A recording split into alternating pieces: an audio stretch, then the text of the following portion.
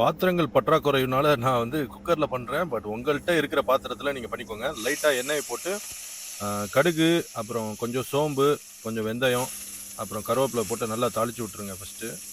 அதுக்கப்புறம் வெங்காயத்த போட்டுருங்க. சிவப்பு மிளகாய், இஞ்சி, பூண்டு எல்லாத்தையும் போட்டு நல்லா வதக்கிட்டு அடுப்ப விட்டு நவுந்துறாதீங்க. அங்கேயே நில்லுங்க சரியா? ஸோ இப்போ தான் மெயின் சமாச்சாரம் மசாலா போடுறது.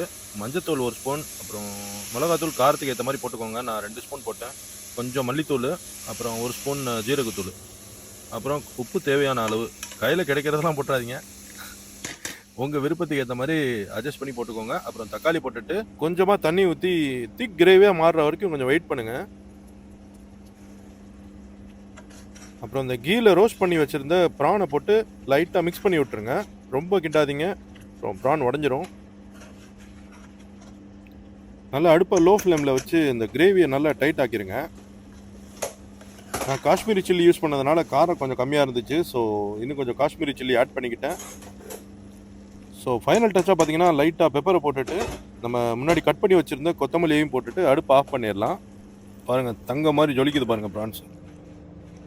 இப்போ சுட சுட சோறில் நம்ம பண்ணி வச்சுருந்த கீ ரோஸ்ட்டை போட்டு அப்படி ஒரு பெரட்டல் இப்படி ஒரு பெரட்டல் பண்ணி சாப்பிட்டா வேற லெவலில் இருக்கும். வெளிநாட்டில் வாழும் ஆண்களின் நிலைமை தான்.